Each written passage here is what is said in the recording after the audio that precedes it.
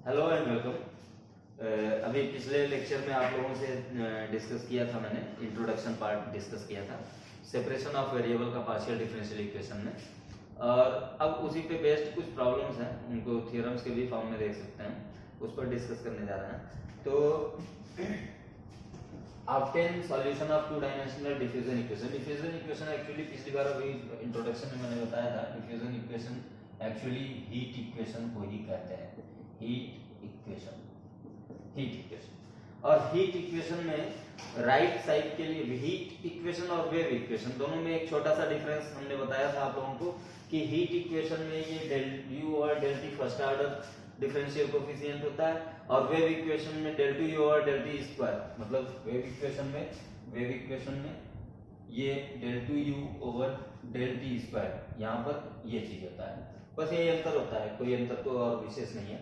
ये दो independent variables इसमें यूज हो रहे हैं, तो इसका मतलब ये टू डायमेंशनल हीट इक्वेशन है।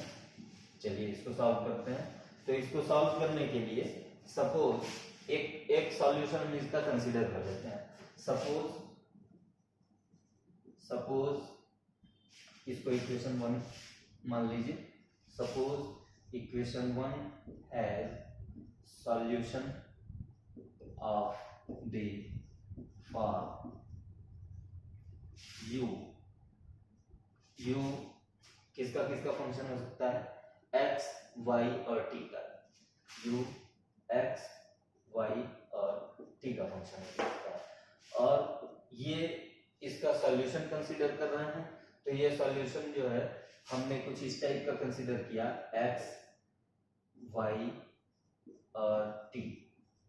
ठीक है, मतलब x का फंक्शन हो गया, कैपिटल Y का फंक्शन हो गया, कैपिटल T का फंक्शन हो गया।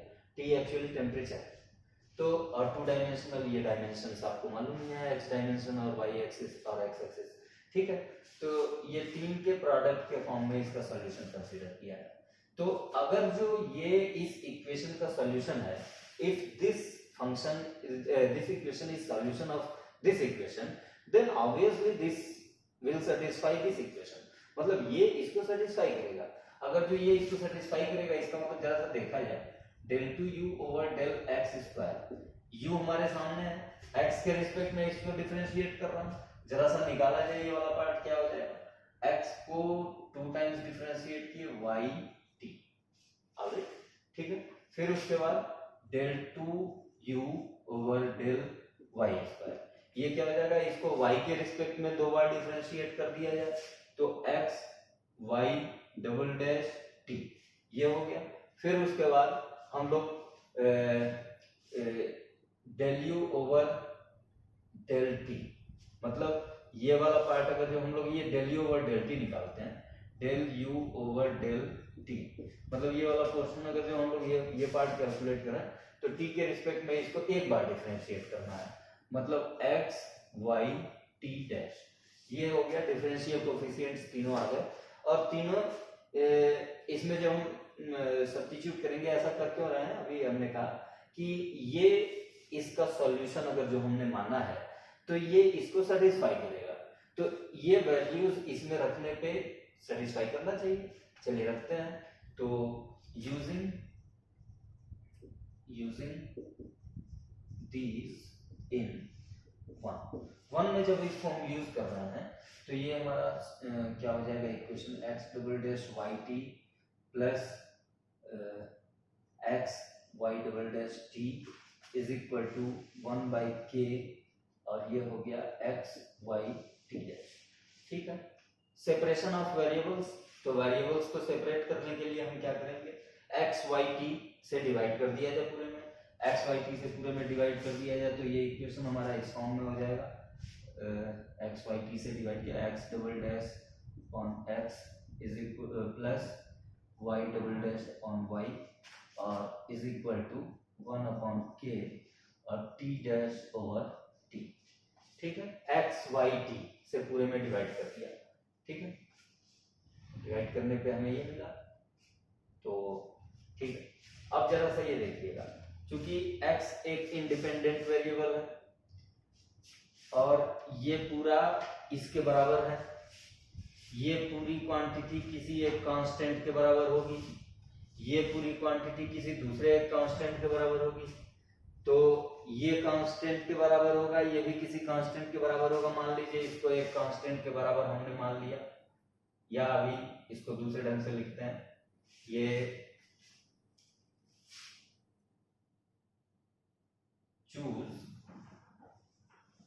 चूज x डबल डैश या लेट कर लीजिए, लेट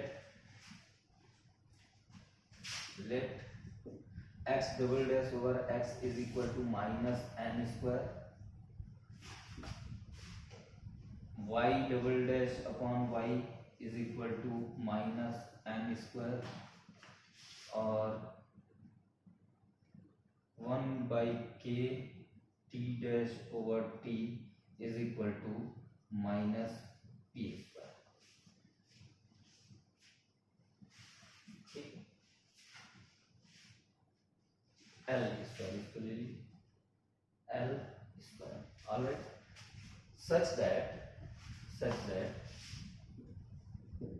ओ सॉरी इसको पी ही लेते हैं, ठीक है, इसको पी स्क्वायर, ठीक है। Such that n square plus m square is equal to p square, ठीक है।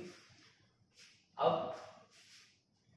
इसको इक्वेशन ये 1 था, इसको इक्वेशन 2 मान लेते हैं, इसको इक्वेशन 2 मान लेते हैं, और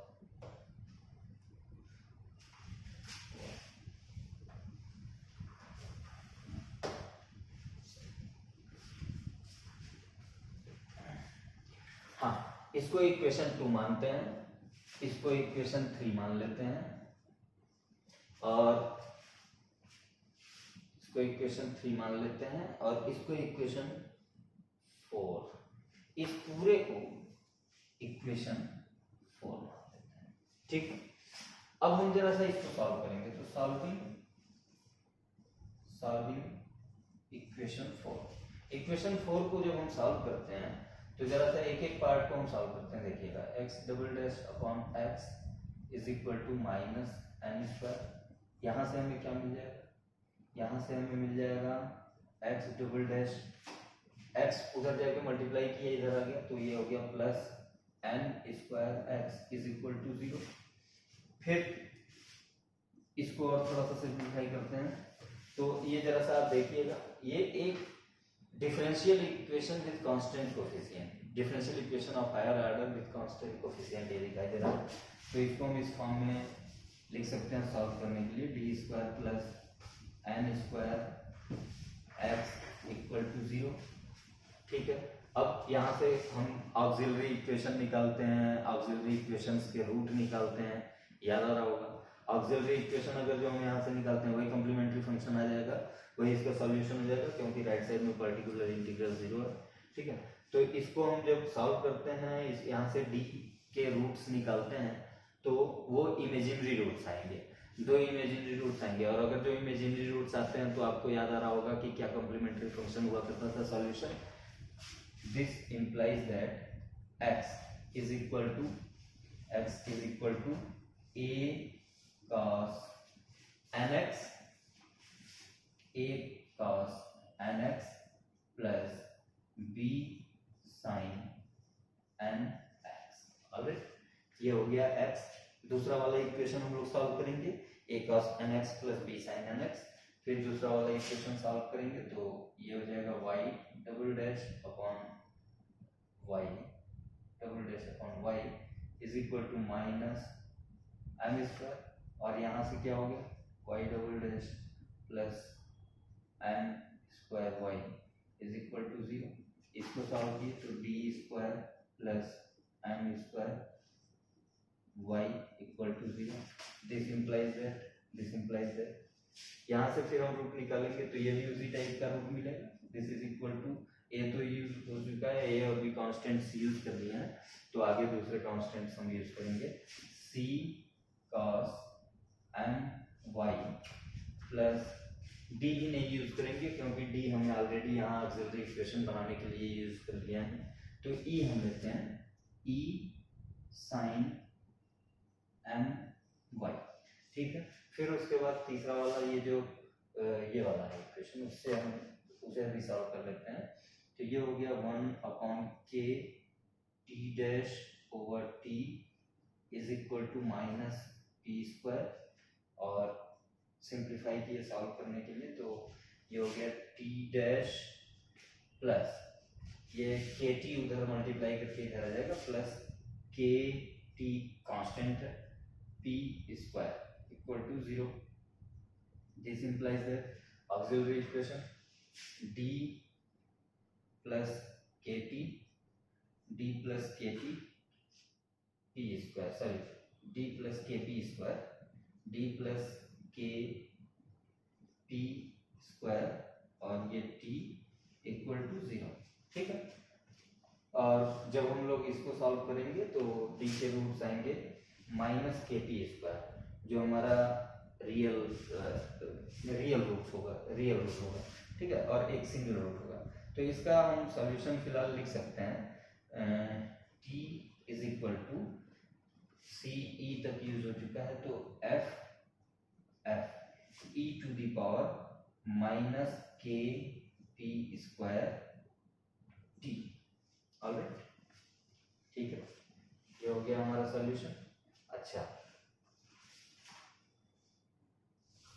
ठीक, this is equal to p square की वैल्यू यहाँ पर देखें तो क्या है, n square plus m square. तो यहाँ पर हम इसको चेंज कर सकते हैं, तो एफ ई के पावर माइनस के और ये हो गया m square plus n square और यहाँ है टी, ठीक है। तो हमें x, y और t तीनों की वैल्यूज मिल गई। हमारा जो सॉल्यूशन हमने कंसीडर किया हुआ था वो था हमारा सॉल्यूशन ये। तो from equation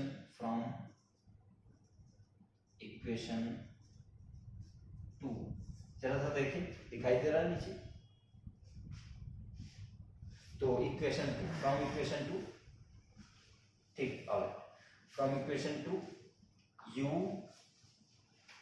x y t equal to हमारा जो फंक्शन हो जाएगा क्या हो जाएगा, x की वैल्यू है a cos n x plus b sin n x, और फिर उसके बाद y हमारा जो है वो क्या है, c cos m y plus e sin m y, और फिर उसके बाद x हो गया, y हो गया, t हमारा क्या है, f e minus k m square plus n square, और ये हो गया t, ठीक है। तो ये हमारा रिक्वायर्ड सॉल्यूशन हो गया इस diffusion equation. Okay, thank you. बाकी नेक्स्ट लेक्चर में मुलाकात होगी।